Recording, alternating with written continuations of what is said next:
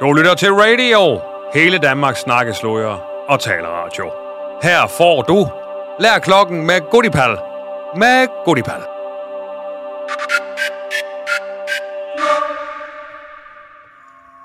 Ja, det er Luna.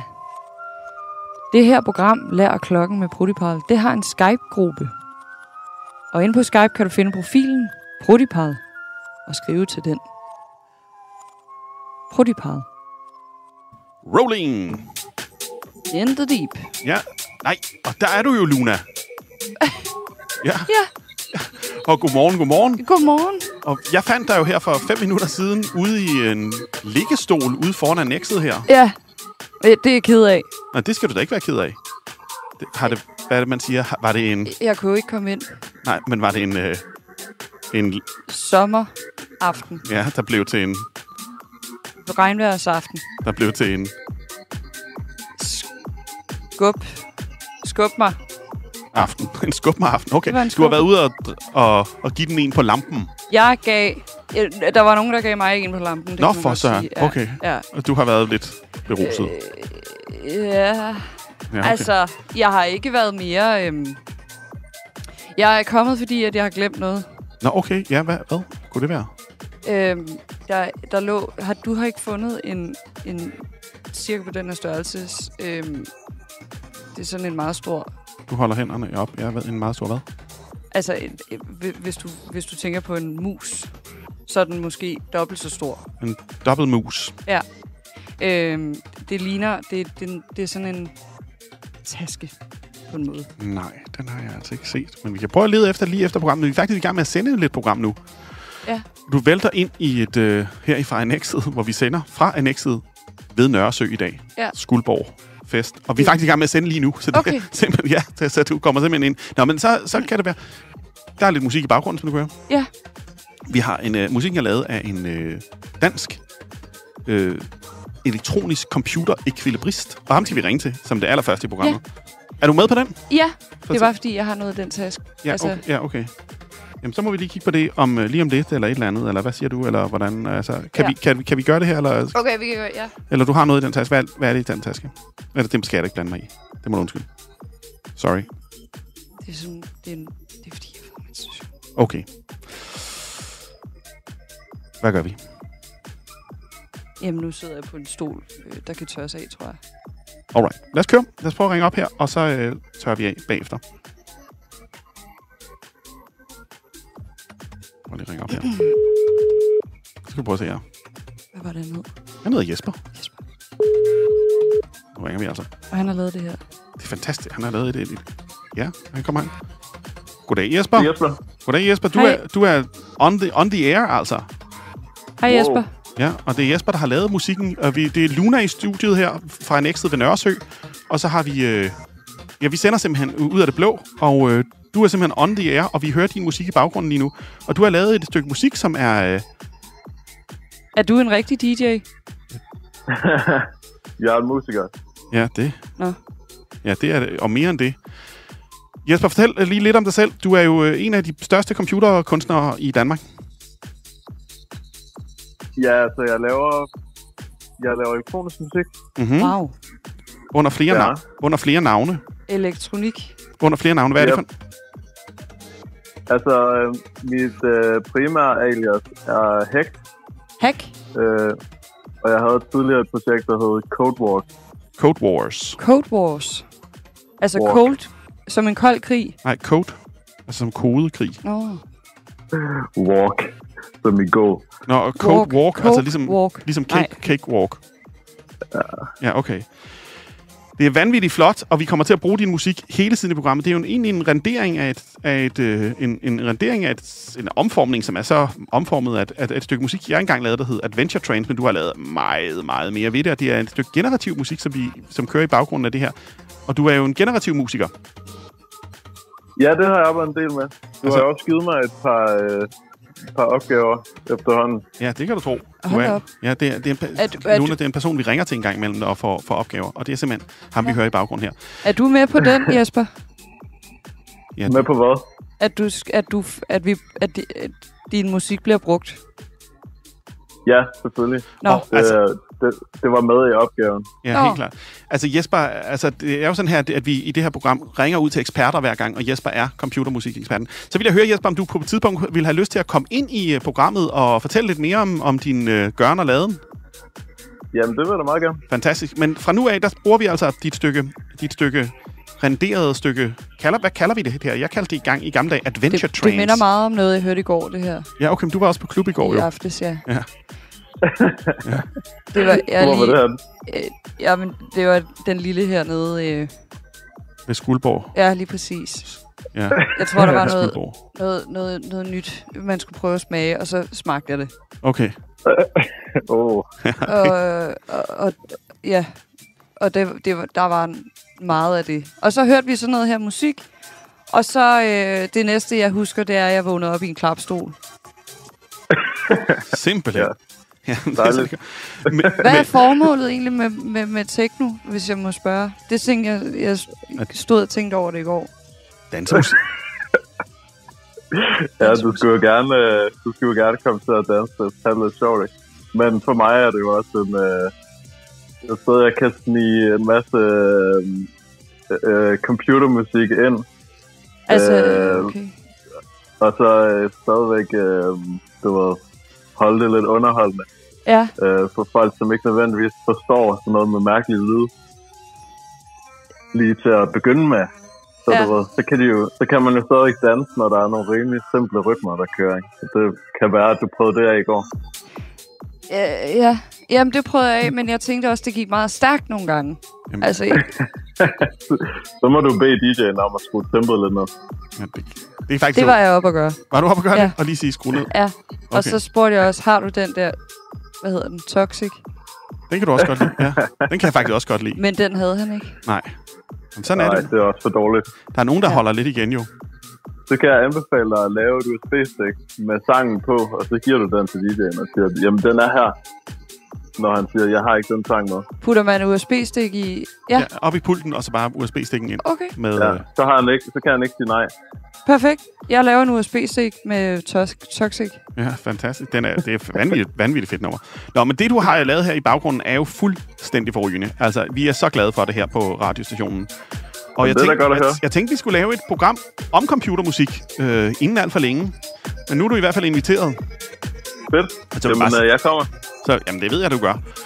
Vanvittigt fedt. Ja, og vi sender altså nogle gange fra Stjernen, og nogle gange fra, annexet her ved Nørresø. Og i dag er vi ved Nørresø, og Luna er lige kommet ind i studiet her. Ja. Som så, det er et lidt intimistisk studie, men simpelthen bare braget ind ad døren. Har jeg hyggeligt. Ja, men det er jo her, jeg bor, kan man sige. Jesper, du hedder nu Hex. Yep. H. Og så T. H-E-H-T. Het. H-E-K-T. Hekt. Yes. Fantastisk. Du sagde heks før. Hekt. Men du sagde heks. Jamen, jeg kan finde på, vi sagde også Code Wars, men det var Code Walk. Ligesom der var det er svært, det der. Der var et computerprogram, der hed Code Walk. Nå, vi skal lige have det på plads. Så det der er en rendering af et stykke Goodipal-musik, der hed Adventure Trance i gamle dage, som er 100% meget avanceret computergenereret af Hekt i som en baggrund her, som vi altså blaster ud fra Skuldborg.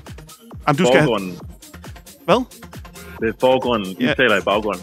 Ja, nej. Nu er det her i baggrunden, men lige om lidt, nemlig, det er nemlig, hvad der er højst. Ja, og lige om lidt, så får du det i forgrunden. Tak skal du have. Tak skal du have for at være med. Tak. Hej. Hej. Fantastisk, hva'?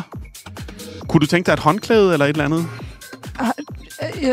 Jeg så, det var et bad herude. Virker det? Jamen, det gør det. Men nu synes jeg, at du er virkelig god på at være på radioen. Jeg tænkte, at vi skulle gøre det her noget mere. Det kører da virkelig godt for dig, det her. Ja, jeg skal bare lige have en Panodil, og så kører jeg. Ved du hvad, det er ret sjovt, fordi vi har fået et fanbrev. Et fanbrev? Vi har fået et fanbrev til radiostationen. Den vil jeg lige give dig række over til dig. 2 sekunder. Ja. Okay. Du kan lige læse det højt. Hey, hvad har vi her? Det er en... Du kan lige få beskrive det. Du har vores... Ja, men du kan lige beskrive først, hvordan det er. Okay. Det, jeg holder i min hånd lige nu, det er noget papagtigt. Det ligner en af de der kasser, man får hos bageren. Det er som om, den er taget af. Og så er der klippet en hånd ud af det. Ja, en hånd. En hånd. Og så er de 2 tommelfingeren og de 2 første fingre og de 2 næstsidste fingre på ens hånd ligesom foldet ned, sådan som midterfingeren stritter. Altså en fuckfinger. Det er en fuckfinger. Det er en fuckfingerhånd. Og på fuckfingeren sidder der 2 Panodil. Ja. Nu fik du sagt det højere. Nej, undskyld, men det var bare fordi jeg så det her, og du må gerne fortsætte. Undskyld, fortsæt. Der snakker jeg langsomt. Nej, overhovedet ikke. Jeg blev bare grebet af stemningen. Okay. Nej. Og så står der noget på håndfladen. Skal jeg læse det højt? Ja. Du har vores ryg i aften. Vi har din ryg i morgen. G. Ja, altså goodiepal. Nå, det er goodiepal. Ja, hvor hyggeligt. Og ved du hvad? Grunden til, at jeg bare sagde det så hurtigt, det var fordi du manglede en Panodil, og så var der en Panodil. Der er 2 stykker her, men jeg tror faktisk, det er Ipren. Er du sikker? Det må du undskylde. Det er Ipren. Nå, jamen jeg er ikke så vant til at tage piller. Men det er også fint. Jeg har også både menstruation og hovedpine. Nå, så tager du en hellere ind, så pakker du en Ipren ud, og så... Jeg tager den. Simpelthen, så er vi i gang her. Og en Ipren senere her, så er vi altså godt kørende. Ups. Ej, nu faldt den. Luna i studiet fra Skuldborg. Du har tabt den ene Ipren på gulvet. Jo. Perfekt. Jeg tager den her med 2 glas vand. Dagens program handler om sproget Tokipona. Og vi har en Tokipona-ekspert i studiet i dag.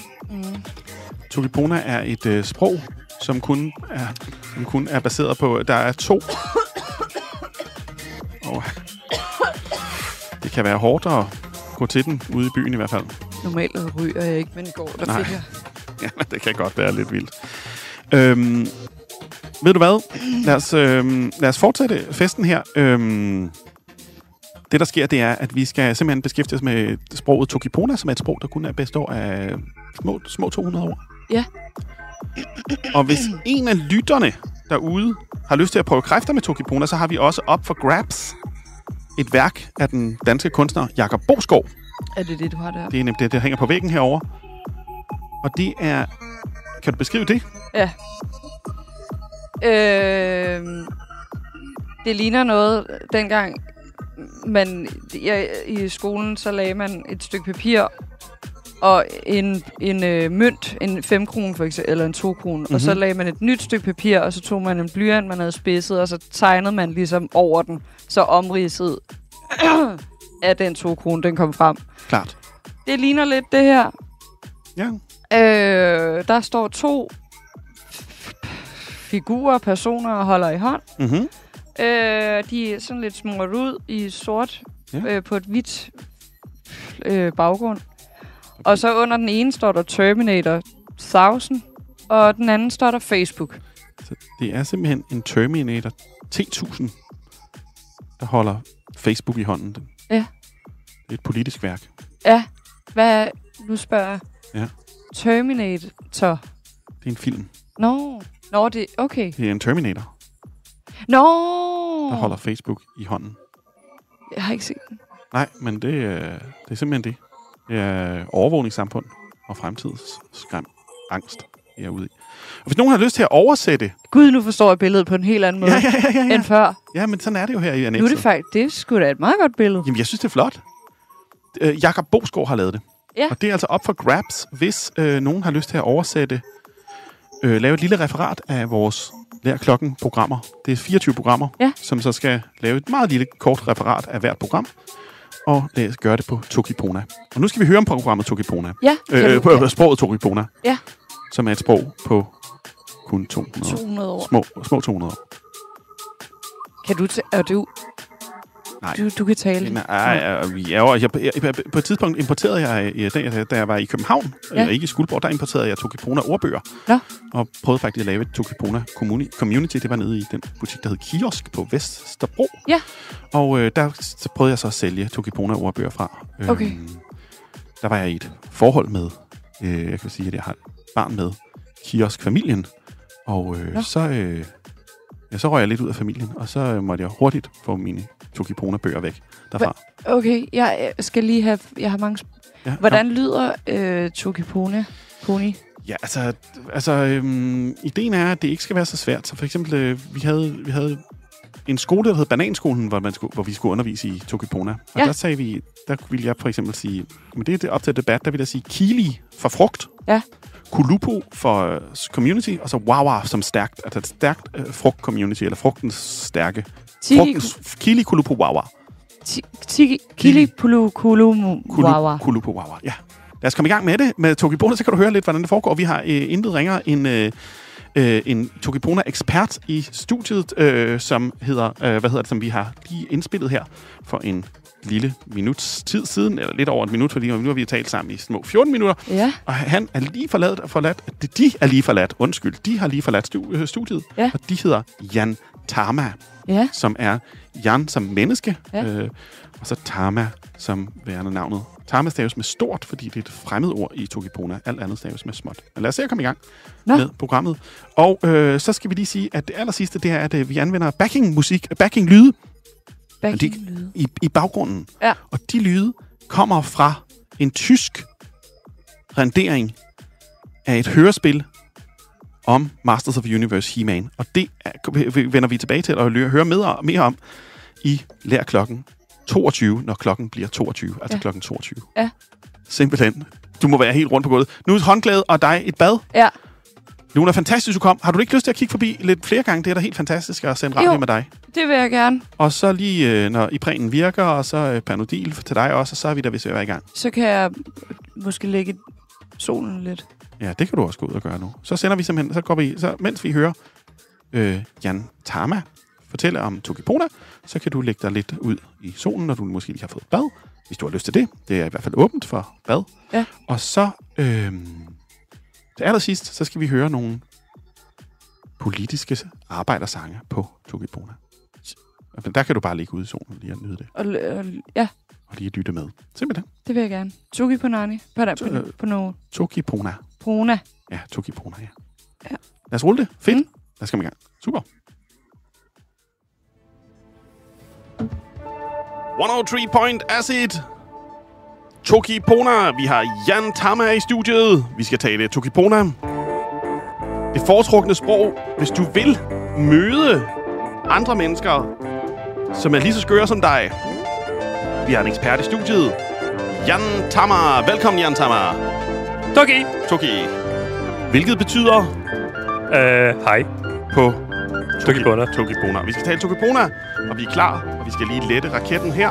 Og det gør vi ved at sige 1, 2, 3, 4, Skuldborg. Velkommen, Jan Tama. Hej, tak. Tak.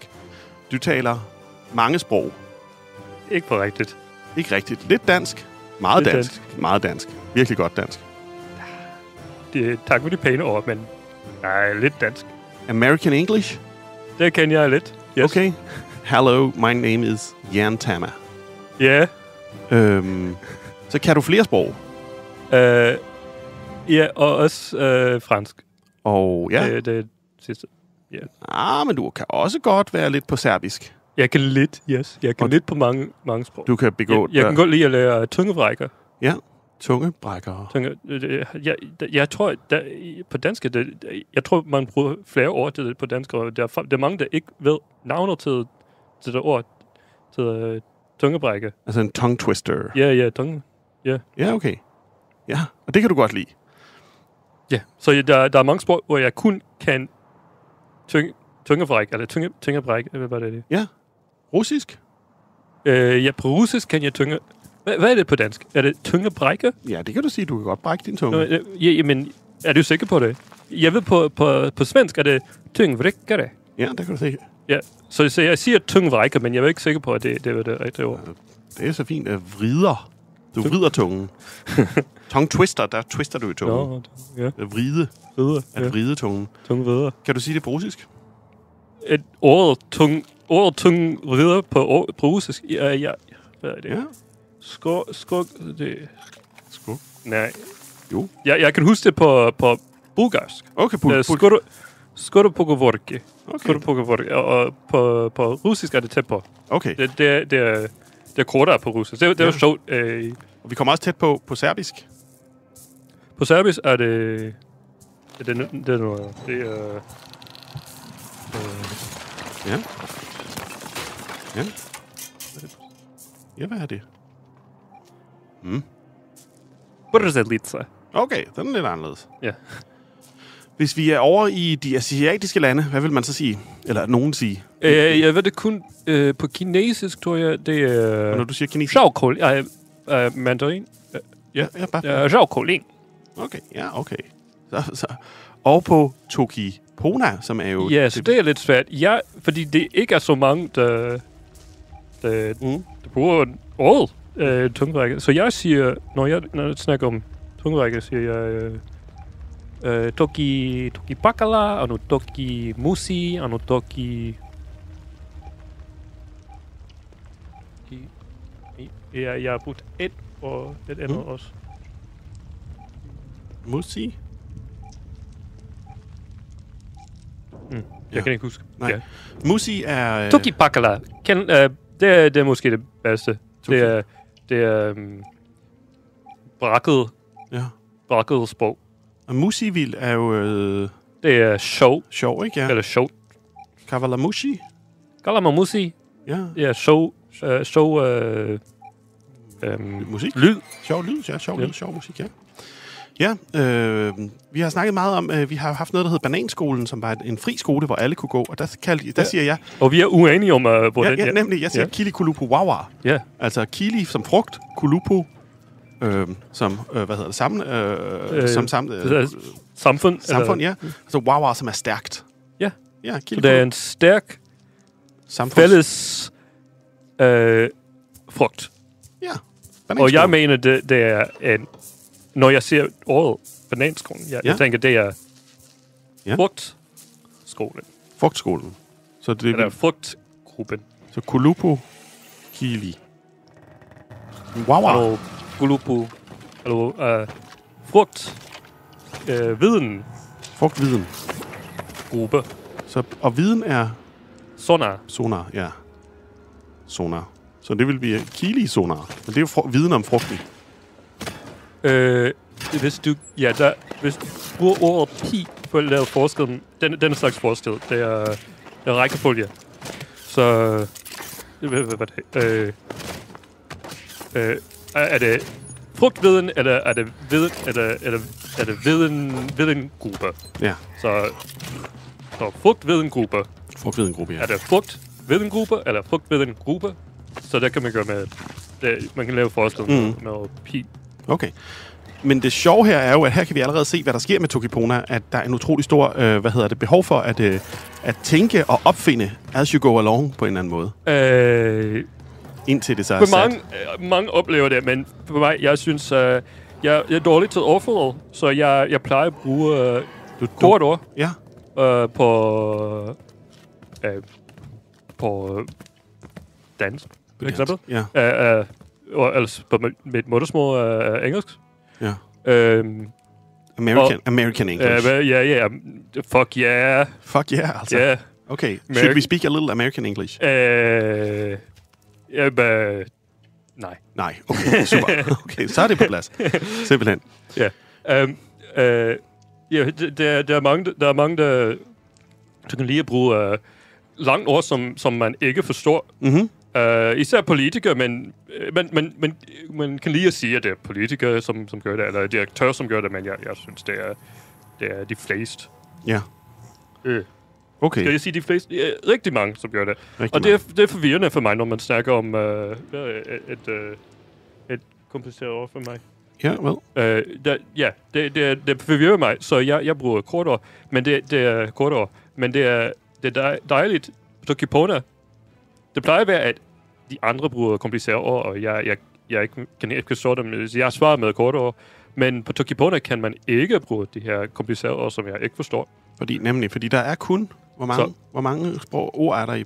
Ja, så der er mellem 120 og 200 måske, fordi man opfinder nye ord hele tiden, men ikke så mange. Kulturen er, at vi ikke skal have... For mange ord. For mange år, vi ikke skal have særlige ord, og lige nu, det kunne være, at det ændrer sig i fremtiden, men lige nu er det et nyt sprog, så... og det er også kulturen, at når vi har et ord, som vi har lige snakket om, tungevrækker, Vrider, ja. Tungevrider. Ja. Tungevrider. Tungevrider, ja. Og jeg kan ikke sige, at det er toki palaka og nu toki musi. Det er, så kulturen er, at alle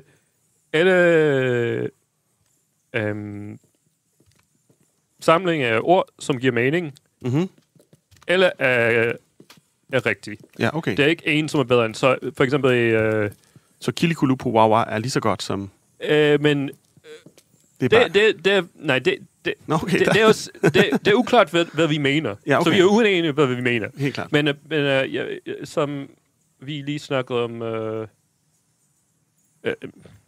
Tungevrider er ikke den klareste eksempel, så jeg vil... hvad har vi her? Så hvad hedder den her? Du peger på mixeren foran os. Mixer, så nej. Hvad er det her, der er langt? Et langt ord. Et langt ord, jo. Det kunne være... botan. Der står en lille plante på bordet. Det kunne være en plante fra botanisk have. Botanisk have. Botanisk have. Fedt. Ja, så... Botanical garden. Ja. Ja, forstår jeg. Obviously. Ja, botanisk have. Så det er... Jeg ved faktisk ikke, hvad betyder botanisk. Men hvis vi kalder det botanisk have, det er det eneste rigtigt ord. Ja. Hvis vi kalder det en have med plant fra hele verden. Ja, plant fra hele verden, ja. Det er ikke... Det er også rigtigt, at det er en have med plant fra hele verden. Ja. Men det er ikke det rigtige ord på dansk. Nej. Det er kun et rigtigt ord. Det er botanisk have. Ja. Så vi kan ikke sige... Men på Tokipona, faktisk er det ikke noget ord botanisk, men nej. Hvis vi havde to måder at sige det på, det vil være, begge vil være rigtigt. Okay, så kunne vi sige... Hvad vil vi da prøve at sige, hvis vi siger botanisk garden? Jeg vil sige... botanisk have. Men hvis vi siger... vi kan sige have med plant fra hele verden. Okay, ja, prøv. Makasi pi... No. Ja. Pi kasi... det bliver lidt... Nej, det bliver lidt langt, så jeg prøver på den anden måde. Ja. Makasi. Er det ikke nok have? Ja, okay. Okay. Makasi... Planteland. Planteland. Ja, okay. Men planteland... Den er god. Er det faktisk rigtigt, at der indeholder planter fra hele verden? Så planteland med mange planter. Hvis vi så skal beskrive den Botanical Garden som en have, som har planter fra hele... Eller som er vigtigt, hvis det er vigtigt, at de er for forskellige, så vil vi sige... Ja, jeg tror, jeg er nødt til at sige det et par gange på Tokipona, så vil jeg komme til en måde, som er kortere. Jeg vil starte at sige... jeg vil sige det på Tokipona, så kan jeg også. Kasi nili jo kasi tan ma ala. Denne have har... denne have indeholder planter fra hele verden. Ja. Så nu har jeg sagt det en gang. Så nu forstår du, hvad jeg mener. Ja. Så nu næste gang behøver jeg ikke at sige... Så siger du bare have. Jeg kan sige bare haven, eller jeg kan sige... mange lande have. Have... Makasi pi maala. Eller, ja. Så hvis vi skal forstå, så er det også noget med, at når forklaringen om et ord, eller et koncept er etableret, så kan vi referere til det meget kortere, og det er det, der også er finten. Yeah. Så vi slipper for at blive ved med at sige... Det gør man også på andre sprog, men man ved, at det virker kun i en bestemt kontekst. Ja. Så nu når jeg snakker med dig, vi ved, at når jeg siger mange lande have, du ved, hvad jeg mener. Helt men klart. Jeg ved, at når jeg snakker med den anden, de ved ikke forstår, hvad jeg mener, så jeg er nødt til at forklare det nu. Hvad hvis vi så skal beskrive haven som om, at haven indeholder planter fra mange lande, men også med mange... Altså, de har jo mange fancy navne, sådan nogle planter på latin og på ditten og datten. Og, så hvordan skulle vi så beskrive, at det ikke er en... Altså, det er en... Hvis jeg nu for eksempel siger, min bedstemor har en... Nu er hun død, men altså, min bedstemor har en dejlig have, så vil det være det smukke i haven. Eller sådan ligesom at sidde i haven og drikke kaffe eller et eller andet. Og så den botaniske have ville jo være omgivet af alle blomsterne. Hvad vil forskellen være der? For det første er det en interessant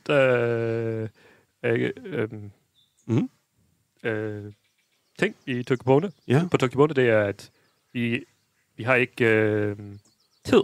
Eller vi kan forklare, om noget har sket i fortid, eller? Fortid, eller hvis det sker i fremtiden, eller hvis det sker nu, men vi har ikke grammatik for det. Nej. Så når jeg siger, din mor har have, har en have,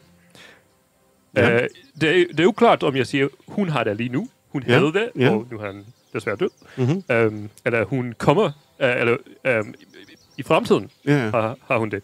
Men ja, så det er, vi kan sige, Makasipi Talomoku. Det vil være have, hvor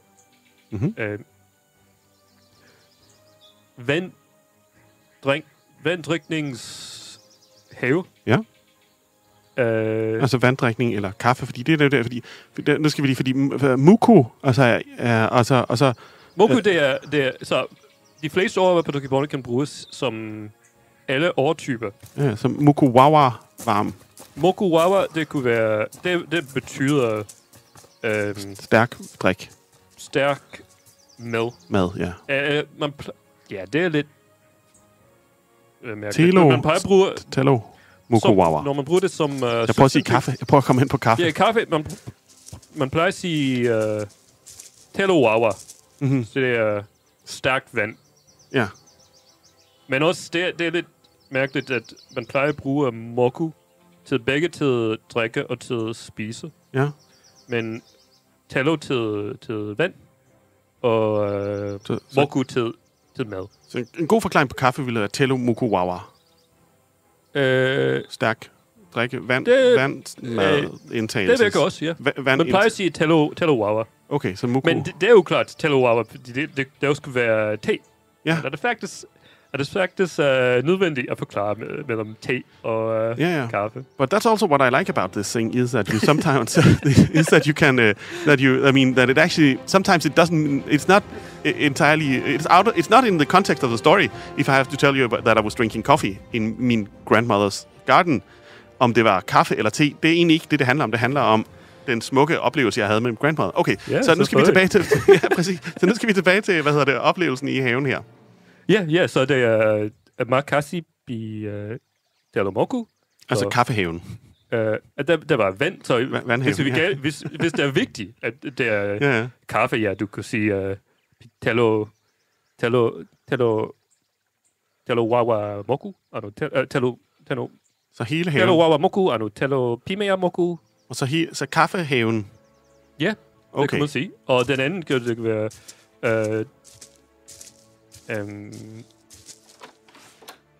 Makasipi Nimisiteland. Ja. Vi kan bare sige Makasipi. Ja. Ja. Makasiteland. Det er klart. Makasi Lipo. Makasi Lipo. Makasi, du skal lige tage... Lipo, det er et dokument, så det kunne være...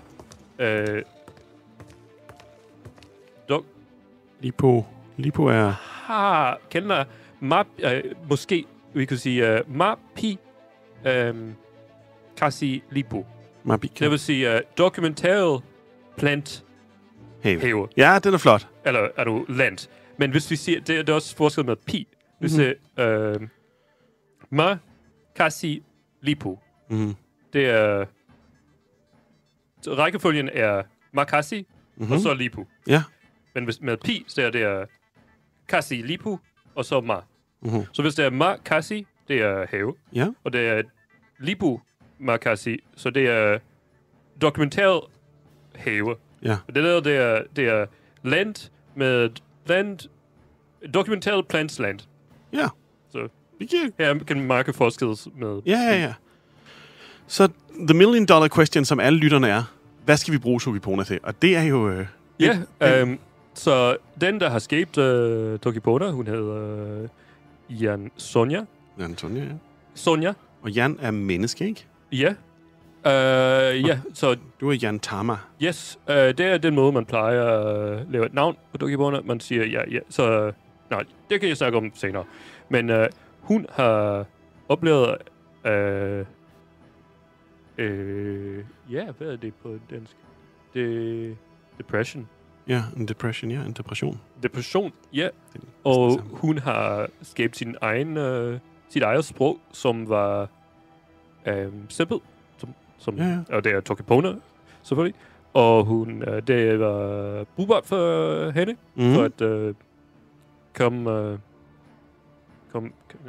Ja. For at komme ud af depressionen. Komme ud af depressionen, ja. Og så det er allerede en måde, hvor det er brugbart. Altså til at få styr på tankerne lidt på en eller anden måde. Så det var den sidste måde, man har brugt Tokipona, eller den sidste... Ja. De siger, hvor kan man bruge det? Så det er en måde at bruge det. Altså til at komme ud af depressionen. Ja, så det er det. Det er ikke det grund til, at jeg bruger det. Jeg bruger det, som jeg har forklaret før. Ja, det er for at undgå at... Det er for at... få andre til at tale på en måde, som jeg kan forstå. Okay. Men der er også... Men det er bare lidt bizart, når du siger det, fordi du forstår utrolig mange sprog. Ja, men jeg forstår ikke de lange ord i disse sprog. Nej, du forstår Især ikke. på engelsk. Jeg tror, det kunne være, at det er lidt... Men engelsk er nærmest... Altså, du taler engelsk, ikke? Altså... Ja, men det kunne være, at det er et grund til det, men jeg tror, at på de skandinaviske sprog, ofte bygger man ord fra mindre ord. Ja, klart. Så på den måde er det nemmere for mig at forstå. Mm-hmm. Så man siger, at der er ordbog. Ja. Det er jo et skabt sprog, på samme måde som Esperanto. Ja, men det er stadig... Ja. Præcis. Så det er ikke så simpelt. Modern Hebrew på en eller anden måde. Også genskabt. Det ved jeg ikke. Det på en eller anden måde er det også... Jamen, det er også der Israel, så Modern Hebrew er på en eller anden måde også genskabt, så vidt jeg ved. Eller genskabt, mener du redone? Ja, altså det er jo blevet... Nå, så det er jo... Undskyld, det var ikke, hvad jeg mener. Jeg mener, at dictionary på engelsk, det er et helt nyt ord. Ja. Men ordbog, det kan jeg kan... Det er lige Tokipona, ikke også? Ja. Det. På Tokipona, man vil sige Libunimi. Det er ord-dokument. Klart. Så... hvorfor siger jeg det? Så jeg tror, at det kunne være, at engelsk... At man venter at bruge meget lange ord. Ja, klart. Men det er et landløst sprog. Der er jo ikke et kontinent, hvor der bliver talt Tokipona.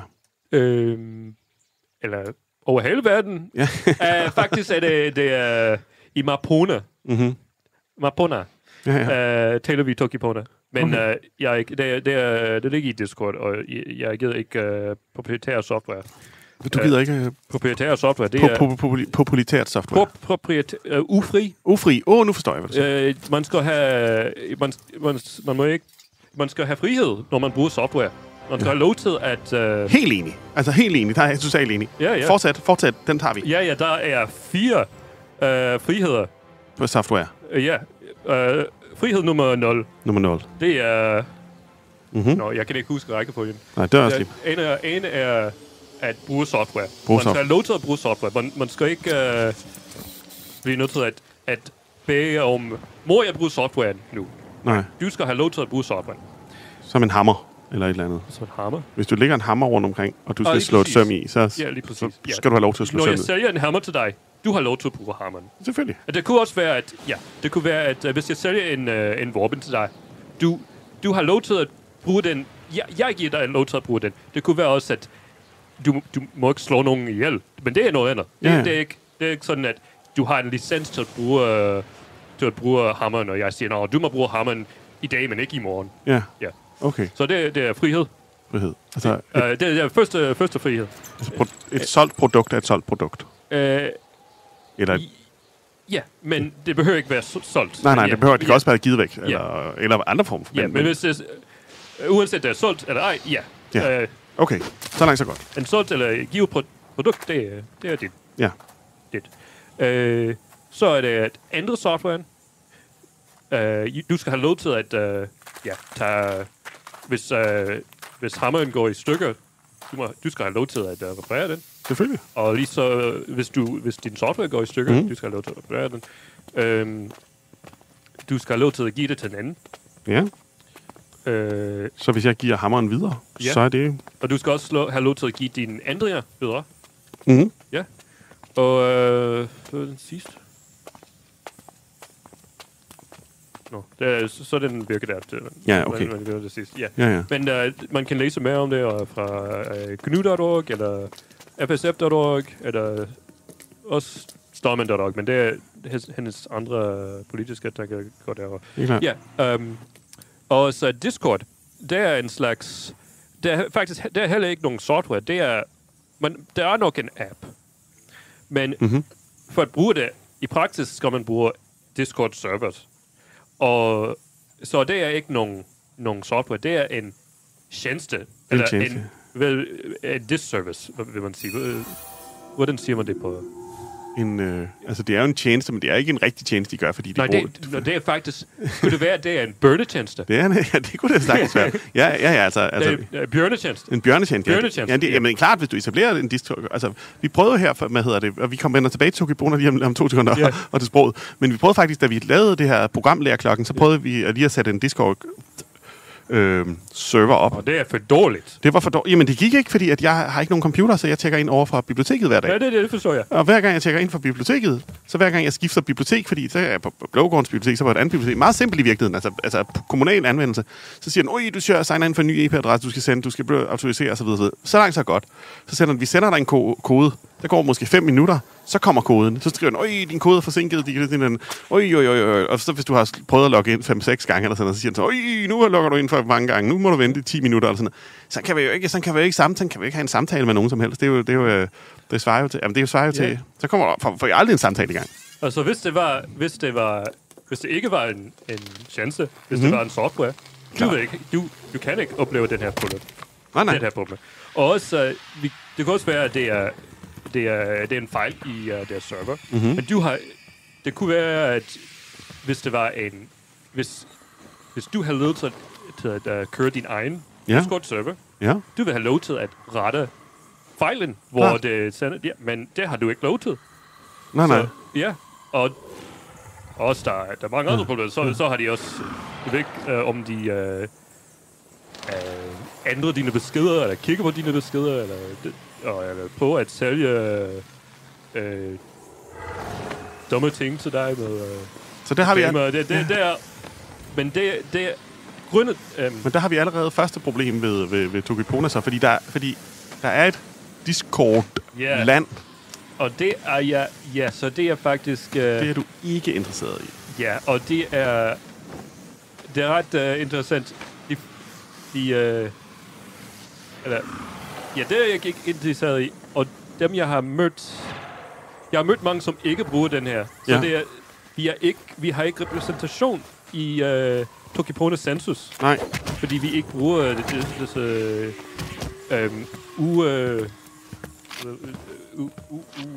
ufri, men jeg vil sige endnu dårligt ord til det. Ja.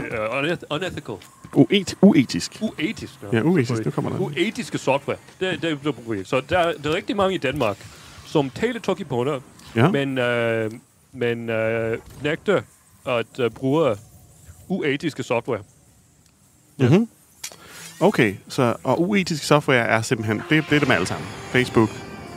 Men hvis det er uetisk, når jeg siger uetisk, jeg mener, det selvfølgelig ikke er, det kan være flere måder, men jeg mener... Facebook? Det, jeg er interesseret i... Facebook, etisk eller uetisk? Det, jeg er interesseret i, er frihed. Ja, jeg forstår. Så men Facebook er ikke nogen software. Det er en bjørnetjeneste. Jamen, jeg forstår præcis, hvad du mener. Altså, jeg forstår præcis, fordi nu er der mange, der spørger mig, Vi har jo en Skype-gruppe men der er en meget simpel grund til det. Det er nemt at signe ind. Ja. Så er der mange, der siger, du må ikke bruge Microsoft. Så siger jeg, altså, lige nu handler det om at have en hurtig kommunikation. Jeg er helt klar på, at vi ikke skal bruge dit og datten. Jeg er helt klar på, at vi ikke skal bruge den. Men det handler i virkeligheden også om, hvor hurtigt kan jeg få lov at snakke med folk. Og det er det, der er problemet med nogle af de her service. Der er simpelthen så mange login, der er så mange muligheder, der er mange ting, du skal signe op til, du skal kigge igennem, du skal sige, du ikke er en der er mange af de her, hvor du skal sige, du ikke er en robot og sidde og bruge en masse tid på det her pjat. Og det går ikke, hvis vi skal tale sammen. Ja, men så det er det grunde til, at du har været Skype, og hvis du gerne vil bruge en fri software, du vil finde en fri software, som er nemt, hvor man kan nemt logge ind. Easy. Ja, det vil jeg også enormt gerne. Vi flytter det sikkert lige om lidt. Men der har jeg været whatever. Så det er ikke noget med sagen at gøre. Pointen er bare, at det handler om brugervenlighed i virkeligheden også. Og fordi at Skype er bestemt ikke frit. Men det handler, det handler også om den her brugervenlighed. Og det er en anden ting, fordi mange tænker, at det er politiske årsager. Nogle gange er det simpelthen også bare brugervenlighedsårsager, som jeg synes er spændende. Og når du siger, at... så der hvorfor software skal vi vælge? Skal vi vælge den, som er brugervenlig, så vælge den, som er etisk. Ja. Så brugervenlighed er mere vigtig end etikker. Ja, eller moralsk korrekt, ja. Det eller en anden måde at sige det på. Hvis man siger, jeg vil bruge fri software, kun hvis det er lige så nemt at bruge fri software, end at bruge den ufri software, jeg bruger. Det er en måde at sige, at frihed har ingen værdi til mig. Ja, okay. Ja, den er god. Den er også god. Ja, den er god. Ja. Nå, tilbage til Tokipona, som så findes bag en mur af ting, du ikke vil. Nemlig Discord. Ja. Men der er også, man kan også møde op i virkeligheden. Og også på... Men så er der ikke noget land. I virkeligheden. Det var ret, ja. Så det var landet, vi kom fra. Det er Mapona, er nu. Ja, Mapona, ja. Internettet, ja. Ja, det er på nettet. Men der er mange netfolk, der taler Tokipona. Det er et netsprog i øjeblikket. Nej, men det er ikke rigtigt. De fleste, som taler Tokipona, taler det på nettet. Men det er ikke rigtigt at sige, at der er mange, der taler Tokipona. Nej, det er ikke rigtigt. Nej. Måske mindre end... Selvfølgelig mindre end 1 million. Ja. Færre end 1 million. Helt klart. Jeg er dårlig til dansk. Færre end 1 million. Færre end 1 million, ja. Og hvad siger folk hvad siger de her folk, der taler Tokipona? De mødes så... De er meget på internettet. Ja. Men de kan også mødes i real life. Ja, det gør vi. Det gør vi. Men det er sjældent, jeg har været meget rundt med dig alligevel. Der er ikke så mange, du kan få fat i alligevel, der taler Tokipona. Ja, og det er svært også at få fat i dem og dig samtidigt. Netop. Så du ikke mørkt dem. Ja, men det smukke er, når I så mødes, og det har jeg overvejet mange gange, at det er jo en gateway til hurtigt at tale med interessante mennesker. Alle, der har vælget Tokipona, virker som nogle mennesker, du egentlig har lyst til at tale med. Ja, det er også. Det er samme med Esperanto. Altså Esperanto er for mig at se en hurtig måde til at få venner uanset hvor du tager hen. Fordi de andre har også brug for at tage hen. Ja, det virker også med mange ting. Med idræt og også... men det er bedst, hvis du siger, for eksempel, jeg kender overhovedet ikke idræt. Hvad mener du om... i går har det været et eller andet... camp. Ja. Er det camp? Ja, camp. En camp, ja. Men, den fyr har gjort, det var for dårligt, eller det var spændende. Ja. Jeg tror, det er en måde, hvis man er god til idræt, man finder venner. Ja. Jeg er ikke god til det, så... Nej, okay. Så det åbner for nogen. Det åbner for hurtige venskaber. Ja, men hvis...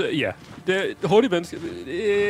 nej, jeg tror, det er hurtigere, meget hurtigere måde at finde venner. Men hvis du leder efter mærkelige folk som dig, det kunne være ja. Okay, så flot. Og der er dit navn også et kaldenavn, der siger Jan Tama. Det betyder, at du er et menneske, Tama. Så hvis du nu hedder Sowali Tama, så identificerer du dig allerede som... Der er mange, der gør det, Så det var noget, jeg vil forklare. Så på Tokipona, man må bruge ord fra andre sprog, men man skriver det med en stor bogstav. Okay, så bliver skrevet med store bogstaver. Ja, så det er grunden til, at det er grunden til, at det er faktisk uklart, men det er grunden til, at navne har store bogstaver. Det er ikke, fordi det er navne. Det er bare, fordi det er... Tama. Det er Den tager, fremmede ord. Tama tager du med store bogstaver. Så Ja. du hedder Jan, J-A-N, med lille, Lille Jan, og så stort T, T. lille Amma. Okay, Tama. Ja. Så... Mhm. Men hvis vi kan også sige, vi skal til haven. Og vi kan forklare det på den måde, vi har sagt før. Vi skal til haven med kaffe, eller haven med dokumentet, navnet til printer. Vi kan også sige, at vi skal til botaniske haven. Vi kan sige, vi tager Kasi botaniske have. Ja. Og så man skyder dem, man ved, at det er et navn. Eller det er... Nej, det er et bedre måde. Så skriver man det med stort botanisk. Bedre eksempel. Vi taler Toki Tansi. Tansi. Dansk. Dansk, ja. Og det er et... Ja. Okay. Okay, jeg går til at forklare det. I må kigge på grammatikken. Men fremmede ord er adjektiv, og de er, altid kan man bruge dem som adjektiv. Okay. Så jeg er en menneske, Du er en menneske, ja? og jeg tager mig, det er en adjektiv, som eller nej, er det ikke et andet ord til det? Det er et gammeldags ord til adjektiv, som jeg kan huske. Ja, okay. Ja. Jamen, Så det er, men der er folk, som føler sig, de er dyr, eller de er... Sowali. Eller de er planter. Eller hvordan siger de så? Siger de ikke Jan, Tama? Sowali. Sowali er Ja, så dyr. Hvis jeg er en dyr... Hvis du identificerer som dyr. Ja, så er jeg... Sowali, ja. Sowali. Hvis jeg er en plante, så kan jeg være Kasi Tama. Kasi Tama, ja. Hvis jeg er bare en ting, jeg er Iotama. Iotama. Så det åbner også for en masse mennesker, som er interesseret i at blive adresseret anderledes, end at blive adresseret som han eller hun, og så videre, som vi har meget i. Og det er også interessant. Der er ord til mandlig og kvindelig, men der er faktisk ikke så mange, der bruger dem. Og jeg kan aldrig huske, hvilket ord er mænd, og hvilket er kvinder. Jeg kan huske, de er Mia og Mali, men jeg kan ikke huske, hvilket er kvinder, og hvilket er mænd. Og de fleste, jeg snakker med, de kan heller ikke huske. Okay, så det er et køn, så vi er ude i kønsløst sprog på en eller anden måde. Eller i hvert fald et køn, eller et avanceret køns. Og måske også et helt andet måde at identificere sig selv på, som for eksempel en plante eller en sowali. Jeg siger sowali, hvad siger du? Sowali. Sowali, okay. Det er altid den første lyd, som får accent. Ja. Tokipona har også et skriftsprog. Altså, der er tegn. Rigtig mange. Når du kun har et par 200 ord, det er ret nemt at lave din egen alfabet. Din egen alfabet, din egen dans. Ja, dans. Din egen... hvad som helst. Helt klart. Og det er der mange, der gør. Altså, der er mange, der eksperimenterer med at lave forskellige ting med Tokipona. Der findes Tokipona rap-musik. Selvfølgelig, ja. Ja, der findes Tokipona poesi. Yes. Findes, på Esperanto, der havde vi på et tidspunkt oversættelsen. Jeg havde den i hvert fald. Der var der var Klingenhamnet, så var der selvfølgelig Esperanto-hamnet. Klingenhamnet er lidt mere interessant, fordi Klingen er Star Trek-sproget, som så er også blevet adopteret. Yeah. Klingenhamnet er men hvor mange bøger er blevet, hvor mange klassiske værker er oversat til mange. Ja, præcis. Ja, så det på Tokipona har man der er forskellige talsystemer. Men den, jeg bedst kan lide, er den oprindelige talsystem, hvor vi kun har 0, 1, 2 og mange. Så der er mange bøger. Okay. Så det er 0, 1, 2 mange.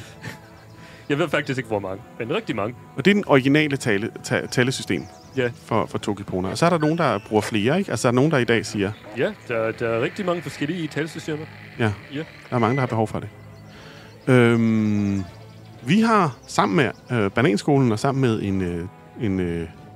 en teknisk ekvilibrist fra Ungarn, der lavede vi en synthesizer, som også var på Tokipona. Og der fik du oversat sammen med 2 andre fra Bananskolen, Vilas og Lasse, fik du oversat. 3. Okay, ja. Der var 3 i min lejlighed. Okay. Også... Ja. Men der var mange. Ja. 1, 2. Mange. Og det er ordet Muta. muta. Like multiple. Mange af ordene er tæt på anglo, men ikke rigtigt. Ja, men mange de er baseret på de sprog, som Jan Sonja taler. Og hun talte. Talte, tak. Ja, talte. Engelsk. Akadiensk fransk. Ja. Jeg tror, de virker også på almindelig fransk, men det er meget specifikt. Fordi hun kommer fra... Hun er Kanadisk. Det er også lige meget. Igen, det er interessant. Vi har alle de her bøjninger, som egentlig er altså jeg forstår, at Frasi, det er jo fuldstændig lige meget. Canada. Hun er men man plejer at sige det med som substantiv. Man plejer at sige, jeg er amerikaner, du er... Ja, men hun Canada. Men ikke engang hun, fordi hun er bare et Jan, går jeg ud fra. Identificerer hun det som Jan eller Soali, eller hvad er det? Men på... Hvad er Jan. Jan. Hun er Jan. Jan Canada, og hvordan bliver Canada hedder? Jan Tamar Canada. Jan Tamar Canada. Ja, okay. Ja, okay. Super. Det er der, hun er fra. Ja, menneske fra Canadian. Mm-hmm. Og hun talte anglo-engelsk. Engelsk, finsk. Finsk? Tok pisin. Okay. Ja. Esperanto. Okay, ja. Jeg tror, Mute kommer fra Esperanto. Mhm. Okay. Så de er baseret på, hvad hun har. Så hun har bare taget dem til. Ja. Og hun har lavet sig det her sprog. En lille ordbog. Og... Så stor. Ja. Men faktisk en lidt stor ordbog, betragtning af, der kun er 200 ord. Og så... hvor er hun i dag? Det ved jeg ikke. Jeg tror, hun bor i Canadien. Okay. I Toronto. Men I er ikke i kontakt? Der er ikke sådan en fangruppe, der er i kontakt? Altså Tokipona er... Det er jo Mapona Pitokipona på Discord. Okay. Der er hun. Ja, det tror jeg. Hun siger til mig, at hun er der. Men... Og det nemmeste måde at snakke med hende, det er på Mapona Pitokipona. På Discord. Men der er du ikke? På Discord, ja. Jeg prøvede jo at få københavnerne til. Du og jeg, vi importerede en masse Tokipona ordbøger. Det gik virkelig dårligt. Altså, der var ingen, det var der ikke mange, der bed på. Men, Men hvorfor tror du, at det er...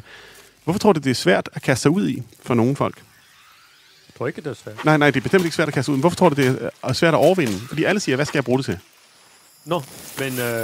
Jeg glemte at sige det sidste ting. Ja. Men det kan bruges til de fleste ting, man bruger i hverdagen. Ja, nemlig. Så når man snakker om ret tekniske ting i forhold til musik, så giver det mening at skifte til et andet sprog.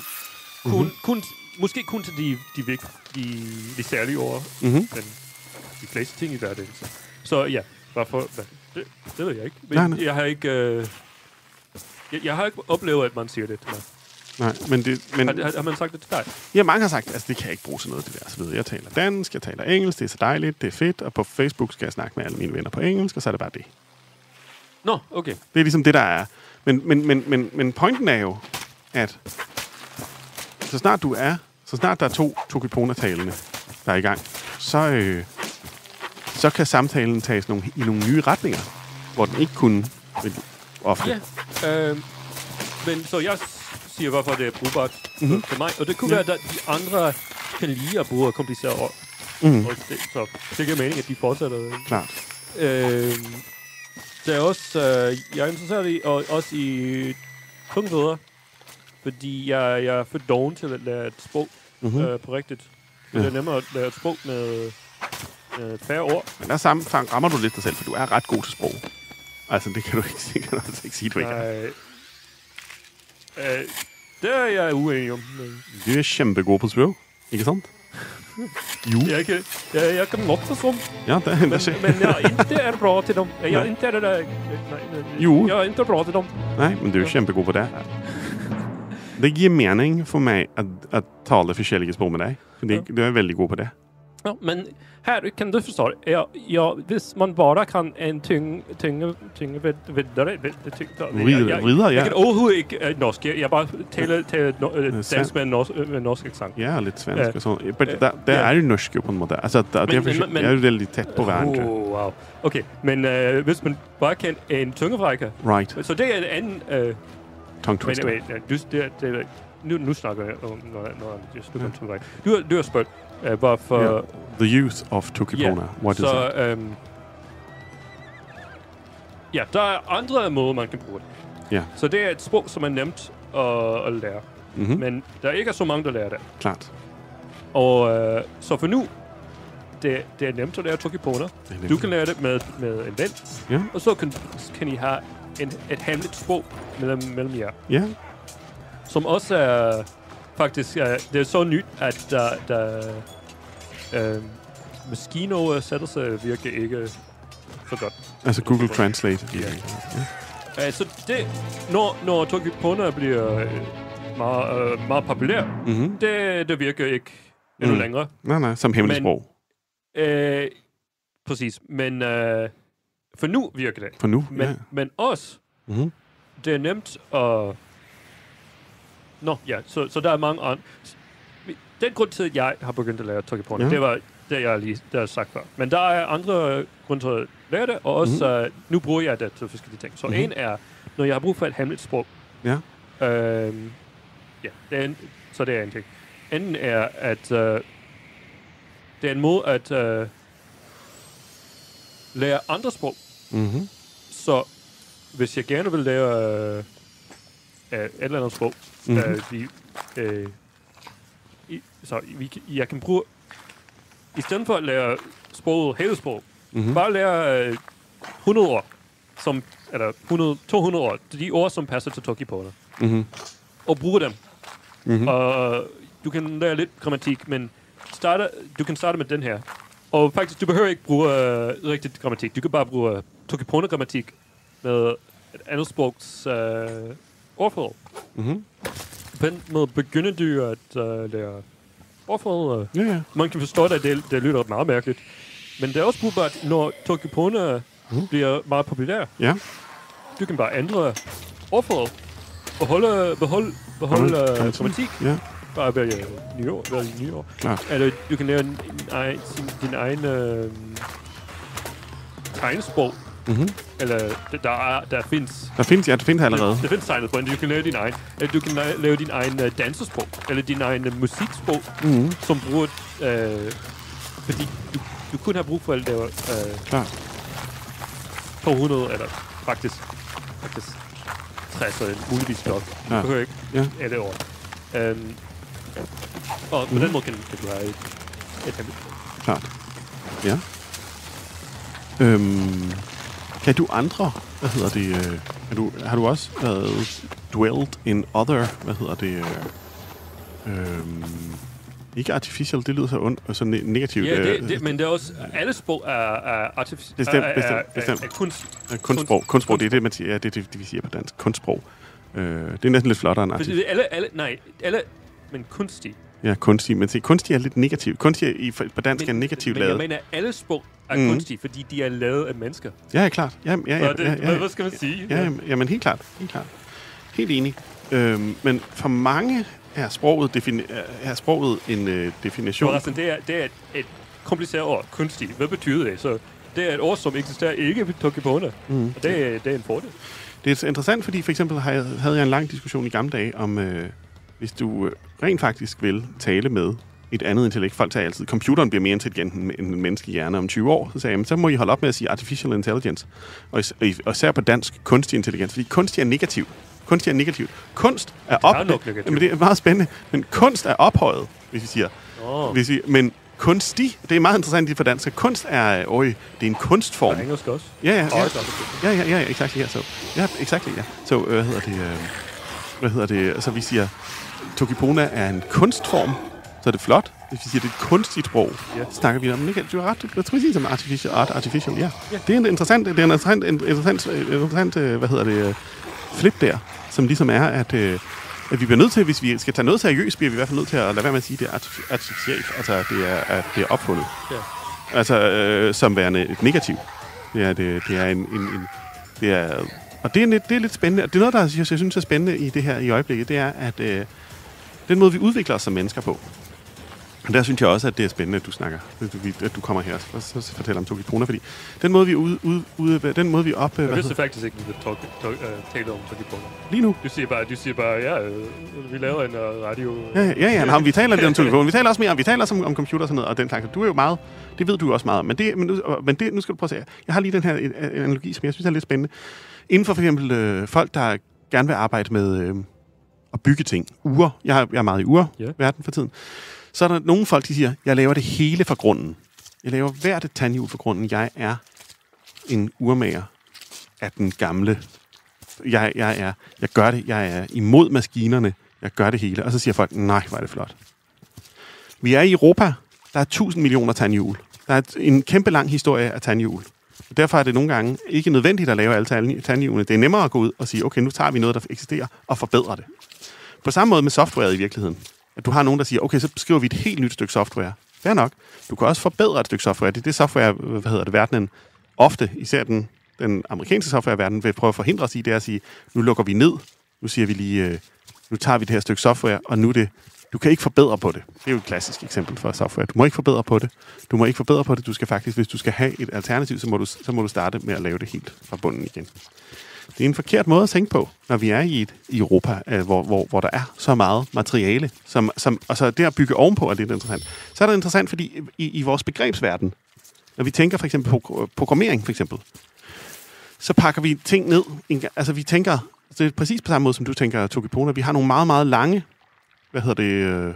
command lines, vi har nogle meget, meget lange call lines, vi har nogle meget, meget lange formler for at beskrive noget, også inden for matematik, og så korter vi dem ned til mindre og mindre pakker.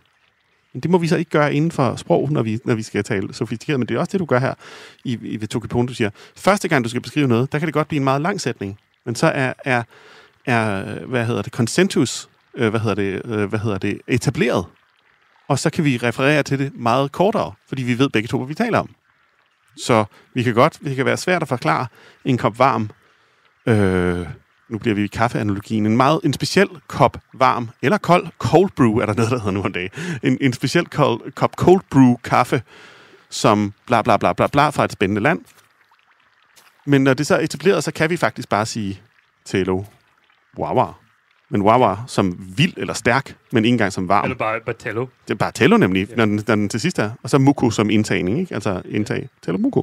Jeg er tørstig. Eller? Ja. Og så er den ikke. Vi vil have Muku. Hvad? Tello. Ja, Tello. Okay, og så du tager den lidt længere, hvad?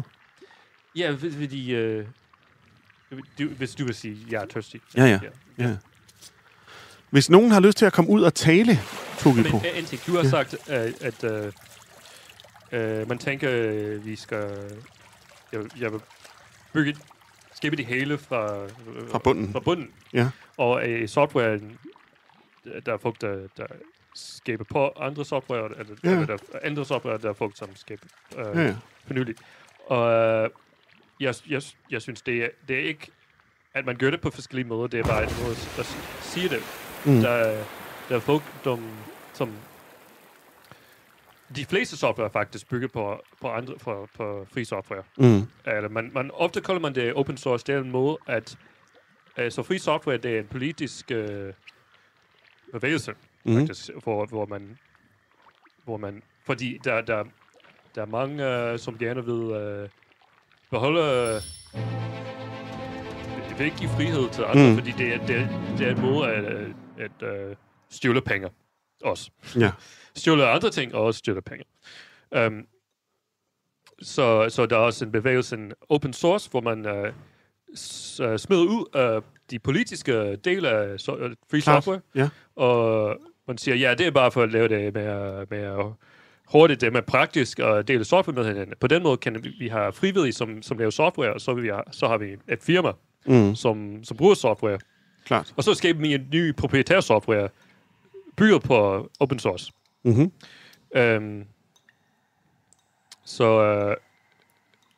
det er bare, hvis du arbejder hvis du laver fri software, det er klart, at du bygger på andre software. Hvis du har et firma, som laver proprietær software, eller tjeneste, service, altså software substitute, som Discord, du siger, at vi har lavet vores egen software, software, men faktisk er det baseret på, de fleste, det er baseret på rigtig mange open source. Ja. Jeg siger open source, fordi det er et dårligt ord. De siger, de bruger open source. De bruger free software, men uden politiske tanker. Ja. Så når man siger, at vi har skabt software fra bunden, det er et løgn. Ja. Okay. Ja, klart. Det, ikke hele tiden. Ikke hele tiden. Jamen, jeg forstår hvad du siger. Det plejer at være... Når du, hvis vi ikke vil på internettet og tale Tokipona, hvor kan vi så tale Tokipona? Hvordan kan vi kontakte dig, og kan vi kontakte det danske ikke-online Tokipona community? Ja, det kan du. Hvordan? Du kan skrive til mig. Ja, på e-post eller... Ja, e-post. Eller sende et brev til, til radio herhen. Ja, det eneste problem er, at så skal jeg sige radios adresse. Det er Slagterhusgade nummer 5B. Og så mener jeg, det hedder 1714 København V. Radios ambassade Slagterhusgade 5B. Og så hedder det 1714 København V. Men jeg er faktisk ikke helt sikker på postnummeret, hvis jeg skal være ærlig. Men det er altså der, at sende det til.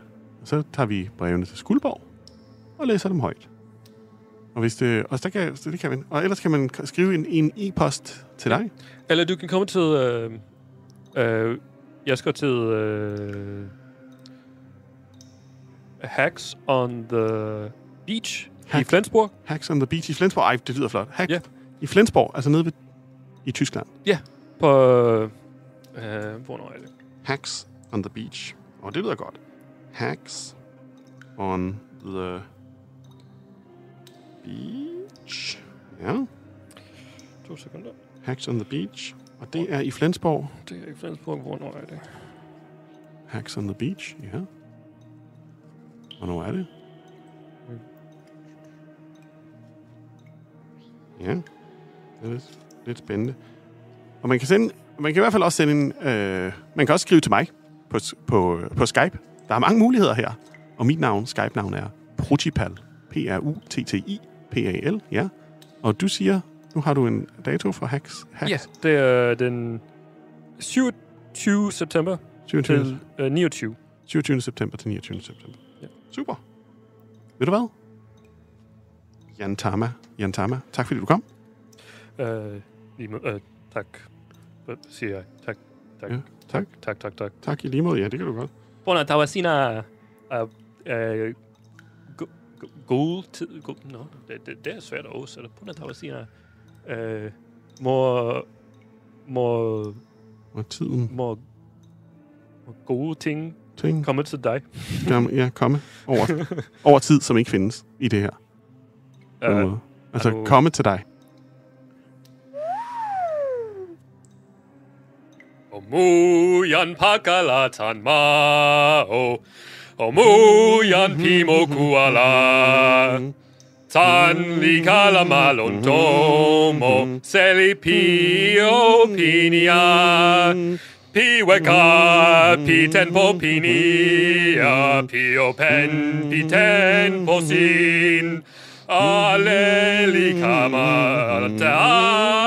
miala mio ali utalanan papini okulupumi wawa intena sinali likama nasinyan utalanan papini okulupumi wawa intena sinali likama nasinyan awen sewi likama ala mio mu ala eni yan ni wile awen e yan o kalamalon kon ali Tani yakili o moli, tani lan pani o eka.